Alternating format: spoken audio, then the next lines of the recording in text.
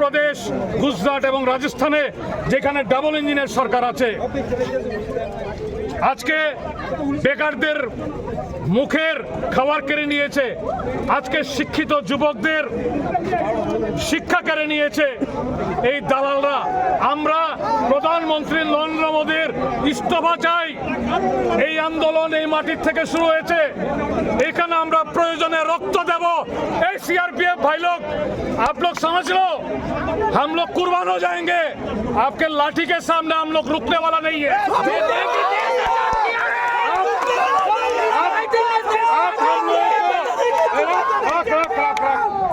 आप हम लोगों को दुर्बल मत समझो, आप हम लोगों को दुर्बल समझने की कोई इरादा मत रखो, गलतफहमी दूर हो जाएगा। জানেন যে পুরা রাজ্যে বিগত এক মাস ধরে রাজ্যের উথাল পাতাল উঠে রয়েছে, কারণ দুবার না, তিনবার না, চারবার না, পাঁচবার না, বারংবার এই সিবিএসই এবং এই নিট পরীক্ষার প্রশ্নপত্র ফাঁস হচ্ছে। আমরা দেখেছি কিভাবে ধর্মেন্দ্র প্রধান প্রেসকে এড়িয়ে চলছে, কিভাবে নির্বিকার পাঁচটি জীবন আত্মহত্যা করেছে, কিন্তু এই 22 লক্ষ পরীক্ষার্থী তাদের স্বার্থে কোনো কথা হচ্ছে না। দিনের পর দিন কোচিং মাফিয়াদেরকে নিয়ে এইভাবে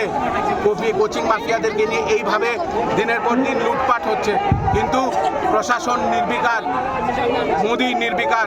আমরা অতি সত্বর মোদীর পদত্যাগ চাই এবং ধর্মেন্দ্র প্রধানের পদত্যাগ চাই। আচ্ছা, আজকে পুলিশ প্রশাসনের ভূমিকা নিয়ে কি বলবেন?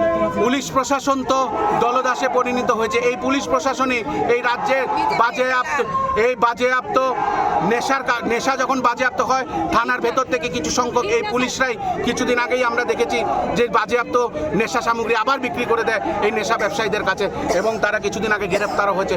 তাদের লজ্জা থাকা উচিত যে এই রাজ্যের যুবকদেরকে নিয়ে তারা কিভাবে দিনের পর দিন ছিনিমিনি খেলছে। তাদেরও তো ছেলে মেয়ে আছে, তাদের ছেলেমেয়েরাও তো কোনোদিন নিট পরীক্ষা দেবে, তাদের ছেলেমেয়েরাও তো কোনোদিন সিবিএসই পরীক্ষা দেবে। তারা দলদাস হয়ে পরিণত হয়েছে। তাদেরকে আমরা বলবো যে তারা দলদাসিত ছেড়ে রাজ্যের এই যুবকদের স্বার্থে এবং এই যুবকদের সঙ্গে তারা যেন আন্দোলন করে।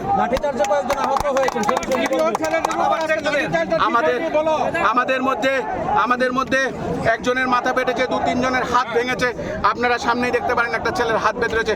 কিন্তু এটা যুব কংগ্রেস, এটা অন্য কোনো যুব সংগঠন না, এটা যুব কংগ্রেস। আমরা রাস্তায় আছি এবং আমরা রাস্তায় থাকবো।